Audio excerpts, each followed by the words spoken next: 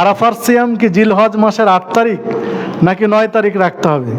Saudi আরবের একদিন পরে বাংলাদেশে ঈদ হয়, যেহেতু একদিন পরে হয়। তো সুন্দর একটি জিজ্ঞাসা। আসলে প্রায় 1500 বছর হচ্ছে নবী মুহাম্মদ সাল্লাল্লাহু আলাইহি ওয়াসাল্লামের বিদায় নেওয়া পৃথিবী থেকে। 1500 বছরের মধ্যে আলেম ওলামা এখন এটা একমত হতে পারিনি। আমি আপনাকে কীভাবে চূড়ান্ত ফয়সালা দিব? সালাফি বিদ্বানরাই, যারা গায়ের সালাফি তাদের কথা বাদ দিলাম, সালাফি বিদ্বানরা এখন একমত হতে পারেনি। বিদায় মানে চূড়ান্ত এক ব্যাখ্যা আমার কাছে চাইলে আমি অপারগ।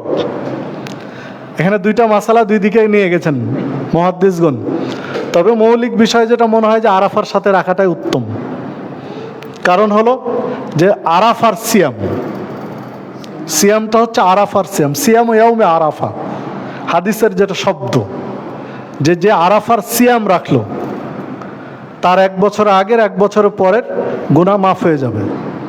তো আরাফার সিয়াম, এখন যদি বাংলাদেশে 9 জিলহজ রাখেন তাহলে আপনি কিসের সিয়াম রাখছেন? আরাফার সিয়াম।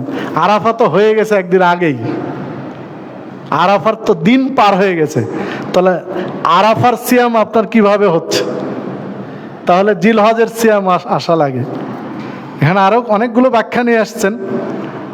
কেউ বলতে চেয়েছেন যে আরাফার দিনটা হচ্ছে দিন সমূহের মধ্যে সর্বশ্রেষ্ঠ।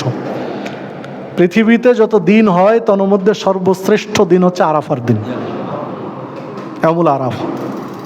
এবং যত দোয়া আছে সবচেয়ে শ্রেষ্ঠ দোয়া হচ্ছে আরাফার মাঠের দোয়া। এবং আল্লাহ রাসূল সাল্লাল্লাহু আলাইহি ওয়াসাল্লাম বলেছেন যে আল্লাহ রাব্বুল আলামিন ফেরেশতাদেরকে ডাক দেন বিকেল বেলায়, দিয়ে বলেন যে এরা আমার মেহমান যারা আরাফার মাঠে আছে। আমি ডেকেছিলাম, আমার ঘর তওয়াফ করতে এরা এসেছে। তো শোনো এরা কে কি চাচ্ছে, যে যা চাচ্ছে আমি তাকে তাই দেব। আরাফার অনেক ফজিলতের কথা হাদিসে বিবরণ এসেছে।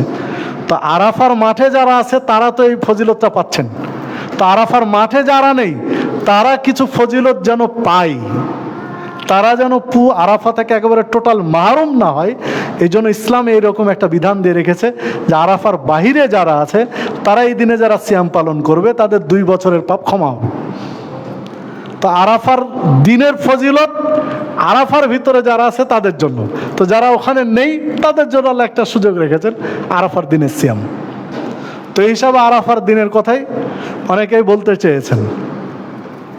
তারপরে যারা 9 জিলহজ করতে চাচ্ছেন তাদেরকে বিদাতি বা সুন্নাতের খেলাফ বা ইত্যাদি এগুলো বলা যাবে না, কারণ তাদের পক্ষেও শক্তিশালী যুক্তি আছে।